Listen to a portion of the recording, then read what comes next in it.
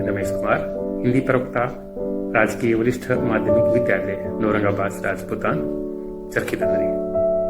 प्यारे विद्यार्थियों, आज हम 12वीं कक्षा की हिंदी विषय की पाठ्यपुस्तक अभिव्यक्ति और माध्यम के अध्याय नए और अप्रत्याशित विषयों पर लेखन का अध्ययन करेंगे। इस प्रस्तुति में डॉक्टर योगेश वशिष्ठ जी का विशेष और महत्वपूर्ण मार्गदर्शन एवं योगदान रहा है। आइए हम नए और अप्रत्याशित विषयों पर लेखन अध्याय का अध्ययन करते हैं। नए और अप्रत्याशित विषयों पर लेखन। लेखन सामान्यतः दो वर्गों में विभाजित किया जाता है, पारंपरिक लेखन और गैर पारंपरिक लेखन। पारंपरिक लेखन से अभिप्राय उस लेखन से है जिसमें लेखन के विषय व लेखन की शैली परंपरागत रूप से ली जाती है या परंपरागत शैली की तरह से रहती है, जबकि गैर पारंपरिक लेखन में लेखन के विषय व शैली परंपरागत विषय व शैली से भिन्न रहते हैं या उनमें कोई नवीनता होती है। जिस तरह हम बोलते हैं उस तरह तो लिख, और उसके बाद भी हमसे बड़ा तो दिख।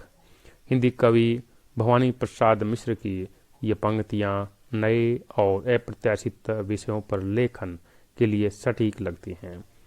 आइए नए और अप्रत्याशित विषयों पर लेखन अध्याय का हम विभिन्न बिंदुओं के माध्यम से अध्ययन करते हैं। इस प्रस्तुति के अंत तक हम समझ पाएंगे, पहला, क्या है नए और अप्रत्याशित विषयों पर लेखन। दूसरा, नए और अप्रत्याशित विषयों पर लेखन क्यों लगता है चुनौती। तीसरा, क्या निश्चित हैं नए व अप्रत्याशित विषयों पर लेखन के लिए विषय और प्रारूप। चौथा, नए और अप्रत्याशित विषयों पर लेखन के लाभ। पांचवा बिंदु रहेगा, क्या नए और अप्रत्याशित विषयों पर लेखन की कोई तकनीक है। छठा बिंदु, नए और अप्रत्याशित विषयों पर लेखन के लिए सुझाव। सातवां एवं अंतिम बिंदु रहेगा, कैसे करें नए व अप्रत्याशित विषयों पर लेखन की तैयारी। आइए सर्वप्रथम पहला बिंदु देखते हैं, क्या है नए व अप्रत्याशित विषयों पर लेखन। सर्वप्रथम हम इन शब्दों के अर्थों को समझेंगे ताकि हम इस अध्याय को बेहतर ढंग से समझ सकें। नए, नए का अर्थ है नया, नवीन, पहले से भिन्न आदि। अप्रत्याशित, अप्रत्याशित शब्द ए जमा प्रति जमा आशा जमा इत से बना है, जिसका अर्थ है जिसकी आशा न की गई हो, जिसके घटने व होने की आशा, संभावना, उम्मीद न हो। लेखन, लेखन केवल यांत्रिक हस्तकौशल नहीं है, बल्कि भाषा के सहारे किसी बारे में विचार करना व उन विचारों को व्याकरणिक शुद्धता के साथ व्यक्त करना लेखन है। और भाषा केवल विचारों की अभिव्यक्ति का माध्यम मात्र नहीं है, बल्कि विचार करने, चिंतन करने का भी एक महत्वपूर्ण माध्यम है। नए और अप्रत्याशित विषयों पर लेखन से तात्पर्य है पहले से अलग व आशा से भिन्न विषय पर लिखना। इसमें लेखक बिना पूर्व तैयारी के अनजान विषय पर तत्काल ही अपने अनुभव व स्मृति के आधार पर लिखता है, अर्थात लेखक को अपने विषय के संबंध में पूर्व से जानकारी नहीं होती। उसको दिए गए विषय पर तत्काल ही अपनी क्षमता, दक्षता, विवेक और स्मृति व अपने अनुभव के आधार पर ही लिखना पड़ता है। नए व अप्रत्याशित विषयों पर लेखन गैर परंपरागत लेखन है। हम पहले बात कर चुके हैं, यह नए विषय व नई शैली पर आधारित होता है, इसलिए यह लेखन परंपरागत लेखन नहीं है। नए व अप्रत्याशित विषयों पर लेखन सृजनात्मक लेखन है, अर्थात इसमें लेखक अपने विचार अपनी तरह प्रस्तुत करता है, इसलिए वह एक नई सृजना भी करता है। इस तरह यह एक सृजनात्मक लेखन भी है। नए और अप्रत्याशित विषयों पर लेखन के लिए परंपरागत विषयों पर लेखन की तरह से पहले से तैयार प्रचुर लेखन सामग्री उपलब्ध नहीं होती। जैसे हम पहले बात कर चुके हैं, परंपरागत लेखन में हमारे पास एक लेखन सामग्री पहले से उपलब्ध होती है, लेकिन ऐसे लेखन के लिए हमारे पास पहले से कोई सामग्री उपलब्ध नहीं होती। लेखक को स्वयं ही यह सामग्री जुटानी होती है और तत्काल ही उसको अपनी तरह से यह लेखन संपन्न करना होता है। अंततः हम कह सकते हैं किसी वस्तु, घटना, स्थान और व्यक्ति के बारे में अपनी स्मृति व अनुभव के आधार पर कम समय व कम शब्दों में सुंदर व व्यवस्थित ढंग से लिखना ही नए व अप्रत्याशित विषयों पर लेखन कहलाता है। आइए दूसरा बिंदु देखते हैं। नए व अप्रत्याशित विषयों पर लेखन क्यों लगता है चुनौती? अधिकांश लोगों के लिए नए व अप्रत्याशित विषयों पर लेखन चुनौती की तरह है, लेकिन ये ऐसा लेखन चुनौतीपूर्ण क्यों लगता है, कठिन क्यों लगता है? आइए इस पर विचार करते हैं। हम इन दो बातों के माध्यम से समझने का प्रयास करेंगे कि यह लेखन चुनौतीपूर्ण क्यों है। पहला, आपने पिछली बार फिल्म कब देखी थी? खैर, जब भी देखी हो, सिनेमा घर के बाहर का दृश्य आपके जेहन में होगा। फिल्म के नाम को लेकर आपके मन में कोई ख्याल आया होगा। फिल्म के दृश्यों को देखकर व संवादों को सुनकर आपके मन में अनेक विचार आए होंगे। अब जरा सोचिए, क्या आप इन सब ख्यालात को व्यवस्थित करके एक लेख की शक्ल दे सकते हैं? आइए दूसरी बात पर गौर करते हैं। आपने आज सुबह का अखबार देखा होगा। सभी खबरें ना भी पढ़ी हों, खास खास खबरों पर अवश्य नजर दौड़ाई होगी। खबरों को देखते हुए अपने समय और समाज की जो तस्वीर आपके मन में बनती है, क्या आप उसे एक लेख में व्यक्त कर सकते हैं? अब जरा इन दोनों बातों पर गौर कीजिए। क्या ऐसा लेखन हमारे लिए आसान है? नहीं, सही में ऐसा लेखन हमारे लिए चुनौतीपूर्ण है, क्योंकि हमारे मन में अनेक बातें आती हैं, अनेक विचार आते हैं, लेकिन हम उन सबको लिखित रूप में अभिव्यक्त नहीं करते। अब कहने की आवश्यकता नहीं है कि अपनी यादों और मन में आए ख्यालों को, विचारों को लेख की शक्ल देना अधिकांश लोगों के लिए खासा मुश्किल काम है, क्योंकि जिन विचारों को कह डालना, बता देना बिल्कुल भी कठिन नहीं लगता, उन्हें लिखने का निमंत्रण एक चुनौती की तरह लगता है। इसके चुनौतीपूर्ण लगने के अनेक कारण हो सकते हैं, लेकिन सबसे महत्वपूर्ण कारण है आत्मनिर्भर होकर लेखन के अभ्यास का न होना।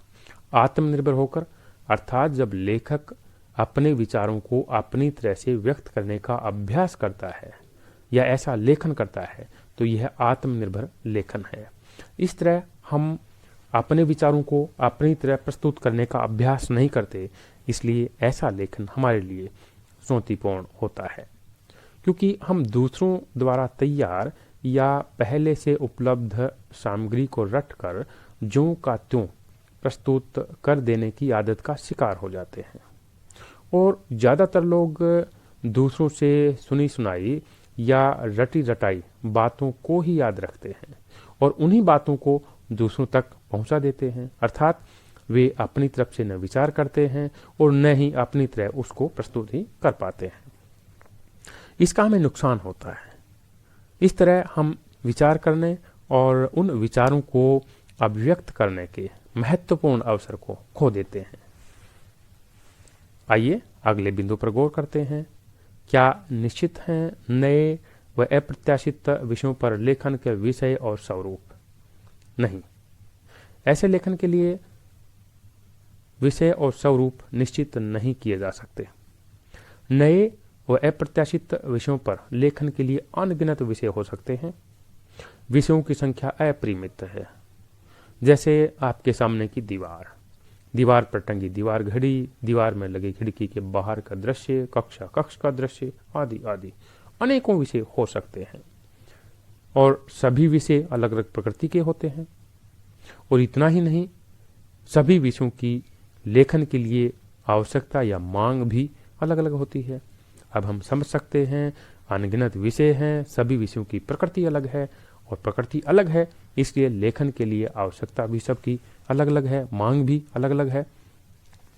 और कुछ विषय खुलापन लिए होते हैं, जबकि कुछ विषय कम खुलापन और अधिक फोकस वाले या संकुचित या केंद्रित हो सकते हैं। अब समझ सकते हैं, मान लीजिए हमारा विषय है आज़ादी। आज़ादी एक खुला विषय है। इस पर लेखक किसी भी दिशा में अपने विचारों को विस्तार दे सकता है। आर्थिक आज़ादी, सामाजिक आज़ादी, देश की आज़ादी, जीवन की आज़ादी, किसी भी दिशा में वह अपने विचारों को व्यक्त कर सकता है, विस्तार दे सकता है। लेकिन यदि हमारा विषय हो जाए महिलाओं की आज़ादी, शिक्षा की आज़ादी, तो हमारा लेखन संकुचित हो जाएगा, क्योंकि हमारा लेखन का विषय केंद्रित हो गया है। इस तरह से हम समझ सकते हैं कि कुछ विषय खुलेपन वाले होते हैं, जबकि कुछ विषय केंद्रित या संकुचित या अधिक फोकस वाले हो सकते हैं। विषयों की प्रकृति और मांग अलग अलग होने के कारण ही नए व अप्रत्याशित विषयों पर लेखन का कोई निश्चित स्वरूप नहीं होता। अब हम समझ सकते हैं कि अलग अलग प्रकृति है, इसलिए लेखन की आवश्यकता अलग अलग है। इसलिए जब प्रकृति अलग है, लेखन की मांग और आवश्यकता अलग है, तो उसका कोई निश्चित स्वरूप कैसे किया जा सकता है, अर्थात इसका कोई निश्चित स्वरूप नहीं होता। किसी विषय में तर्क की आवश्यकता होती है, तो किसी के लिए कल्पना की, किसी के लिए विश्लेषण की या स्मृति की, यानी किसी भी अलग अलग जब आवश्यकता है, तो निश्चित रूप से कोई एक स्वरूप के अंतर्गत यह लेखन संपन्न नहीं किया जा सकता।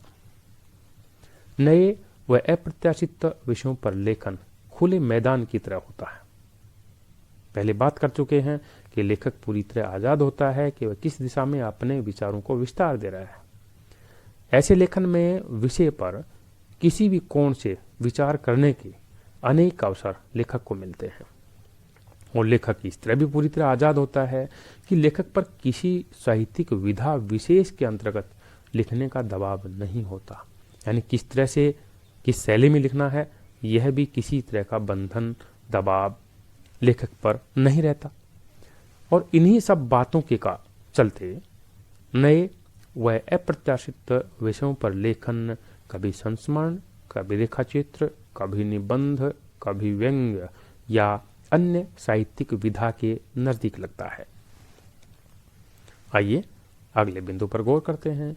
नए व अप्रत्याशित विषयों पर लेखन के क्या है लाभ, अर्थात ऐसे लेखन से हमें क्या लाभ मिल सकते हैं।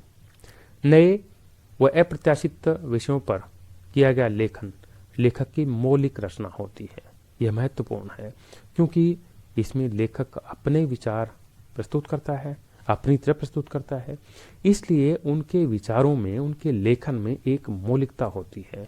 इस तरह यह एक मौलिक रचना लेखन की रहती है। ऐसे लेखन में लेखक अपने विचारों को किसी तर्क या विचार विश्लेषण के माध्यम से पुष्ट करने की कोशिश करते हैं, अर्थात लेखक केवल विचार व्यक्त ही नहीं करता, बल्कि उन विचारों को पुष्ट करने का प्रयास भी ऐसे लेखन के माध्यम से करता है।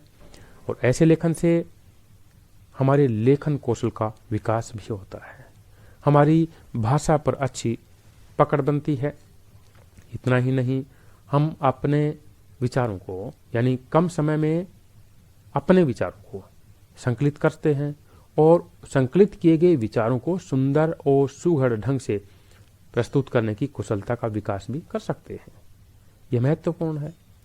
और सबसे महत्वपूर्ण है, ऐसे लेखन से हमारे व्यक्तित्व के विकास में सहायता मिलती है, क्योंकि यदि हम किसी विषय पर, अनजान विषय पर विचार करते हैं और उन विचारों को व्यक्त करते हैं, तो निश्चित रूप से हमारे विचार करने के, चिंतन करने की क्षमता का विकास होता है, और साथ ही हम अपने विचारों को अभिव्यक्त करने की क्षमता का विकास भी कर पाते हैं। अंततः यह हमारे व्यक्तित्व के विकास में महत्वपूर्ण योगदान कर सकता है। 5वां बिंदु देखते हैं, क्या नए और अप्रत्याशित विषयों पर लेखन की कोई तकनीक है। अब तक हम जान चुके हैं कि नए और अप्रत्याशित विषयों पर लेखन चुनौतीपूर्ण लेखन है, कठिन लेखन है। अब जानना चाहेंगे, क्या ऐसे लेखन के लिए कोई तकनीक है? नहीं, नए और अप्रत्याशित विषयों पर लेखन की कोई तकनीक नहीं होता, और यदि कोई तकनीक या फार्मूला होता तो कंप्यूटर हमसे बेहतर लेखक होता, क्योंकि कंप्यूटर उस तकनीक या फार्मूले को हमसे बेहतर ढंग से प्रयोग करता और हमसे बेहतर लेखक भी बन जाता। लेकिन नहीं, ऐसा कोई फार्मूला नहीं है। असल में तकनीक या फार्मूला न होने के कारण ही हमें अपनी तरह से सोचना पड़ता है, विचार करना पड़ता है। यह अच्छा है, क्योंकि नए व अप्रत्याशित विषयों पर लेखन में मौलिकता व सृजनात्मकता का कारण भी लेखन तकनीक या फार्मूले का अभाव ही है। यदि कोई फार्मूला या तकनीक होती ऐसे लेखन के लिए, तो निश्चित रूप से हम सभी का लेखन एक जैसा होगा और सभी का स्वरूप भी एक जैसा होता, अर्थात उसमें नवीनता, भिन्नता नहीं आ पाती और न ही उसमें किसी तरह की सृजनात्मकता या मौलिकता ही होती, क्योंकि सभी के विचार एक जैसे होते। इस तरह यह बेहतर है कि हम सबके अलग अलग विचार हैं और हम उन विचारों को अलग अलग ढंग से प्रस्तुत भी कर सकते हैं। आइए अब कुछ नमूने देखते हैं जो नए और अप्रत्याशित विषयों पर लेखन के नमूने हैं। विषय है दीवाल घड़ी। विषय बिल्कुल खुला हुआ है। पहला नमूना देखते हैं। विषय दीवाल घड़ी। मेरे घर में जब पहली दीवाल घड़ी खरीद कर आई, वह अब तक आखिरी भी है, तो उसे टांगे जाने की जुगत में पूरा घर जिस तरह लगा रहा, उसकी याद आते ही हंसी छूट जाती है। हम सब उस दिन अंकल पोजर की मुद्रा में खड़े थे। हर कोई भवन शास्त्र से लेकर सौंदर्य शास्त्र तक का विशेषज्ञ होने का दावा कर रहा था। घड़ी यहाँ टंगनी चाहिए, नहीं यहाँ टंगनी चाहिए। कील ऐसे ठोकी जानी चाहिए, नहीं वैसे ठोकी जानी चाहिए। घड़ी हाथ की पहुंच में होनी चाहिए, नहीं पहुंच से बाहर होनी चाहिए। ये तमाम बहसें हम तमाम विशेषज्ञों के बीच चलती रही और अंत में सर्वसम्मति से किसी फार्मूले के तहत काम संपन्न हो पाया। लेकिन तब तक दीवार पर कम से कम 6 जगह उसे टांगे जाने की कोशिशों के निशान छूट चुके थे। अगली दिवाली पर उन गड्ढों के भरे जाने तक दीवाल घड़ी तारों के बीच चमकते धवल चांद की तरह स्थापित रही। चांद तो अब भी है, पर तारे नहीं रहे। यह चांद ऐसा है जो तकरीबन सभी मध्य वर्गीय घरों में पाया जाता है। मेरी ही तरह उन घरों के बासिंदों के मन में भी उसे लेकर कुछ न कुछ यादें बसी होंगी। यह कितना अजीब है कि जो प्रतिक्षण समय के बीत जाने पर टकटकी लगाए रखता है, वहीं स्मृतियों के रूप में हमारे भीतर समय को कहीं स्थिर भी कर देता है। आइए दूसरा नमूना देखते हैं। विषय दीवाल घड़ी, अर्थात पहले वाला ही। वह मेरे ठीक सामने है। एक साफ सुथरी दीवार पर कील के सहारे टंगी। कील दिखती नहीं, इसका मतलब यह है कि कील पर उसके टंगे होने का कोई प्रमाण नहीं है। लेकिन तर्क शास्त्रियों ने तो तर्क संगत अनुमान को भी प्रमाण की ही श्रेणी में रखा है। इसलिए तर्क पर आधारित यह अनुमान बिल्कुल निरापद है कि घड़ी कील के सहारे टंगी है। वह अपनी जगह बिल्कुल स्थिर है, पता नहीं कब से, लेकिन चल रही है। उसके कांटों में एक अनावृत चक्रीय गति है।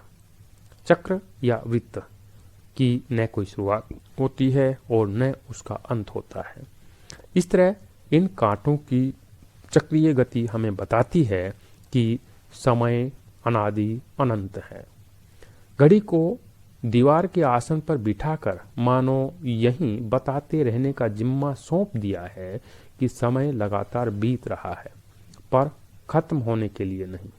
यह विरोधाभास सा लगता है ना। किसी झुके हुए मर्तबान से लगातार पानी गिर रहा है, पर न पानी कम होता है न मर्तबान खाली होता है। गौर करें तो यह विरोधाभास नहीं है। समय अनंत है, पर हम सबका अपना अपना समय अनंत नहीं। घड़ी के चक्र में हर थोड़ी थोड़ी दूरी पर जो लकीरें हैं, वे समय के कृत्रिम खंड ही सही, वे हमें बताती हैं कि हर इंसान का, हर चीज का और हर काम का अपना समय होता है। वह शुरू भी होता है और खत्म भी। याद आता है कौन बनेगा करोड़पति का वह छोटा सा बहुचर्चित जुमला। तो आपका समय शुरू होता है अब। आइए इन दोनों नमूनों पर गौर करते हैं। विषय एक ही है लेकिन लेखन में अंतर है। इन नमूनों में से पहला नमूना मुख्यतः स्मृति आधारित है। दीवार घड़ी को देखकर जो यादें मन में उभर आई हैं उन्हें लेखक एक तरतीब दे रहा है। तरतीब देने के सिलसिले में ध्यान इस बात पर रखा गया है कि वे स्मृतियां पाठक को दिलचस्प जान पड़े। साथ ही यथासंभव उन स्मृतियों से कहीं एक दो वाक्यों में ऐसा निचोड़ निकाला जाए कि वे किसी सामान्य सत्य यानी एक बड़े धरातल पर अनुभव किए जाने वाले सत्य की ओर इशारा करने लगे।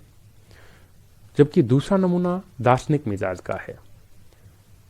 यहाँ लेखक दीवार घड़ी को देखता है और रोजमर्रा की छोटी मोटी चीजों से ऊपर उठकर कुछ ऐसे गंभीर प्रश्नों की ओर उन्मुख हो जाता है जो उस घड़ी के साथ एक क्षण तंतु से जुड़े होते हैं।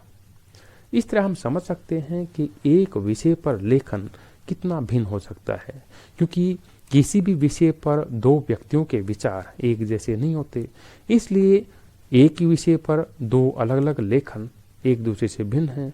एक तरफ हम देखते हैं कि यह स्मृति के आधारित लेखन किया गया है, जबकि दूसरे लेखन में दार्शनिकता है। हो सकता है तीसरे लेखन में व्यंग्य हो या किसी अलग दृष्टि से लेखक अपने विचारों को इसी विषय पर व्यक्त करे।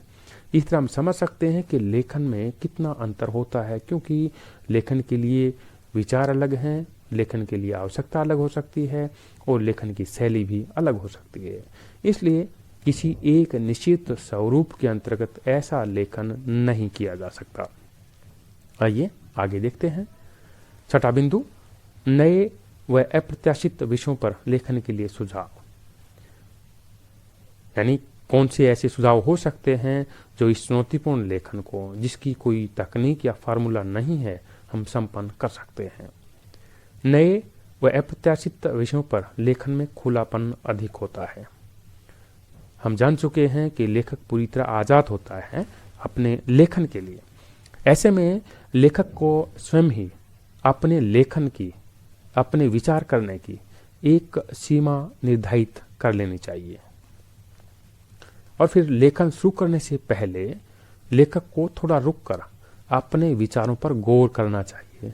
अर्थात लेखक पहले ये गौर करें कि वह अपने दिए गए विषय पर किन विचारों को किस तरह प्रस्तुत करेंगे। यदि पहले इस तरह से एक गौर कर लेते हैं तो उसका लाभ उसे अपने लेखन में मिलता है। फिर लेखक स्वयं तय कर लें कि विषय के किस कोण से उभरने वाले विचारों को विस्तार देना है। हम जान चुके हैं लेखक पूरी तरह आजाद होता है अपने लेखन के लिए, लेकिन वह स्वयं तय कर लें कि विषय के किस तरफ के दृष्टिकोण को अपने लेखन के माध्यम से विस्तार देंगे।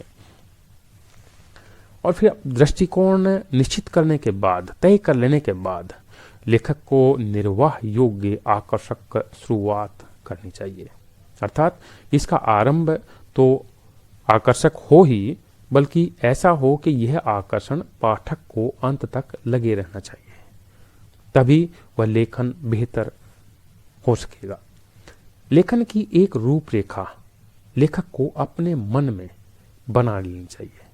इसका लाभ यह मिलता है कि लेखक अपने विषय पर एक तरतीब से, एक सिलसिलेवार ढंग से अपने लेखन को संपन्न कर सकता है। यानी ऐसा लेखन के लिए हमारे पास यदि कोई प्रारूप है तो हम बेहतर ढंग से, आसानी से ऐसा लेखन संपन्न कर सकते हैं। और लेखन में सुसंबद्धता और सुसंगति भी होनी चाहिए। नए व अप्रत्याशित विषयों पर लेखन में मैं शैली का या आत्मकथात्मक शैली का सहजता से प्रयोग हो सकता है और यह प्रयोग प्रभावी भी हो सकता है।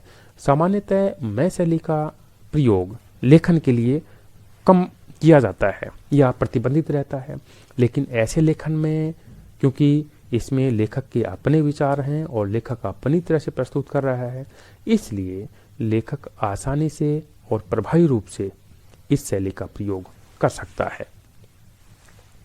सुसंबद्धता और सुसंगति, ये दोनों महत्वपूर्ण है किसी भी तरह के लेखन के लिए। इन पर गौर करते हैं। यदि हम लेखन में खेल की बात करते करते बिना किसी ठोस आधार या कारण के विज्ञान की बात करने लगे तो हमारे लेखन में बिखराव आने की आशंका रहती है। ठीक इसी तरह यदि मौसम की बात करते हुए एक बार मौसम को खुशगवार बता फिर उसी समय व स्थान के मौसम को उबाऊ या नीरस कह दें तो हमारा लेखन अविश्वसनीय हो सकता है। हम समझ सकते हैं कि यदि हम अपनी बात को स्वयं ही काटें या अपने लेखन में अपने विचारों के विरोधाभासी विचार भी रखें तो हमारे लेखन में कहीं न कहीं बिखराव आने की आशंका हो सकती है, या हमारे लेखन में कोई तरतीब न हो, अर्थात हम एक बार एक दिशा में विचार करते हैं और तुरंत ही उन विचारों को संपन्न करने से पहले ही दूसरे विचार ले आते हैं। यानी यदि हमारे लेखन में कोई तरतीब नहीं है, कोई व्यवस्थित लेखन हम नहीं कर पा रहे हैं तो हमारा लेखन बेहतर नहीं हो पाएगा। इसलिए ये दोनों ही सुसंबद्धता और सुसंगति हमारे लेखन के लिए आवश्यक होती हैं। 7वां बिंदु, कैसे करें नए और अप्रत्याशित विषयों पर लेखन की तैयारी। हम जान चुके हैं कि यह लेखन चुनौतीपूर्ण है और ऐसे लेखन के लिए कोई निर्धारित तकनीक या फार्मूला भी नहीं है। तो कैसे हम ऐसे लेखन के लिए तैयारी कर सकते हैं। सर्वप्रथम तो हम ये जान लें कि नए और अप्रत्याशित विषयों पर लेखन में किसी सामान्य सत्य को प्रतिष्ठित किया जाता है, अर्थात लेखक तय कर ले कि उसको अपने लेखन के माध्यम से किस सामान्य सत्य को प्रतिष्ठित करना है और विषय की प्रकृति के अनुसार इस सामान्य सत्य को प्रतिष्ठित करने के 3 तरीके हो सकते हैं। पहला, तथ्य और विश्लेषण प्रस्तुत करके, दूसरा किसी दृश्य की कल्पना करके, तीसरा गुण अवगुणों पर तर्कपूर्ण विचार करके। लेखक चाहे किसी एक तरीके का या एक से अधिक तरीकों का भी प्रयोग अपने लेखन में कर सकता है। लेखक अपने मन की बात को अपने ढंग से लिखे, अर्थात लेखक पूरी तरह आजाद है विचार करने के लिए और उन विचारों को अपनी तरह से लिखे। कहने का तात्पर्य है कि प्रयास हो कि हम दूसरों के विचारों को ज्यों का त्यों स्वीकार न करें और न ही दूसरों से लेखन शैली का ज्यों का त्यों अनुसरण करें, बल्कि अपनी तरह से लिखने का प्रयास करें तो हम बेहतर लेखन कर पाएंगे। और फिर लेखक अपनी सुविधा व विषय की मांग के अनुसार लेखन के तरीके का चयन करें, अर्थात लेखक के लिए कौन सा तरीका सुविधाजनक है लेखन के लिए और विषय के अनुसार कौन सी शैली बेहतर ढंग से प्रयोग की जा सकती है या बेहतर साबित हो सकती है। इस तरह से दोनों को देखकर ही लेखन के तरीके का, लेखन की शैली का चयन करना चाहिए। और इसे ही महत्वपूर्ण है, परंपरागत ढंग से सोचने के साथ साथ हमें नए या अलग ढंग से विचार करने और उन विचारों को अभिव्यक्त करने का भी अभ्यास करना चाहिए। हम परंपरागत रूप से विषयों पर सोचते हैं और परंपरागत विषयों पर सोचते हैं, यह अच्छा है, लेकिन इसके साथ यह भी महत्वपूर्ण है कि हम परंपरागत ढंग से सोचने के साथ साथ नए ढंग से, अलग दृष्टिकोण से सोचें, विचार करें और उन विचारों को अपनी तरह से व्यक्त करने का, लिखित रूप में अभिव्यक्त करने का प्रयास करें। और यदि हम ऐसा अभ्यास करते हैं तो निश्चित रूप से हमारा लेखन बेहतर हो सकता है, अच्छा हो सकता है।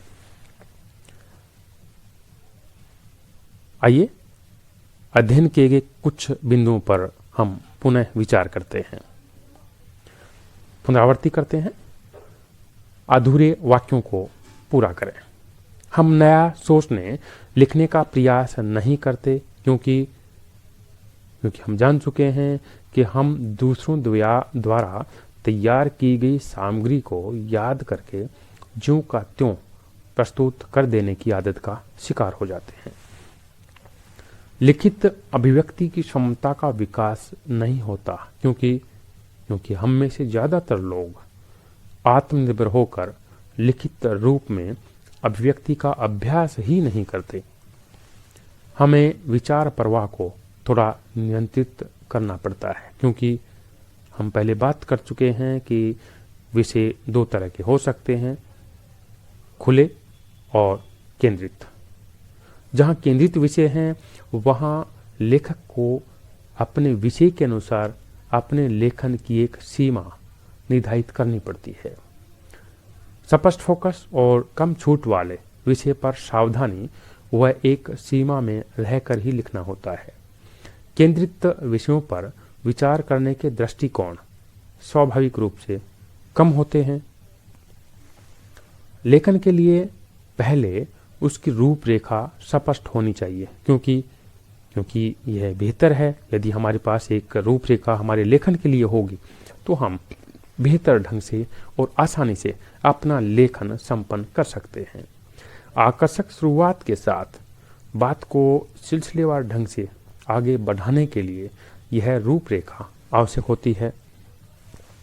लेखन में मैं शैली का प्रयोग होता है, क्योंकि यह विषय की प्रकृति पर ही आधारित होता है कि लेख में व्यक्त विचारों में आत्मनिष्ठता होगी, वह लेखक के व्यक्तित्व की छाप भी रहेगी।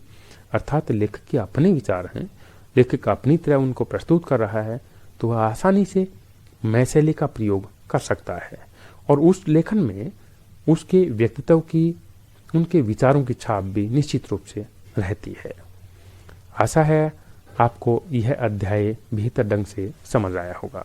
आप सभी का बहुत बहुत धन्यवाद।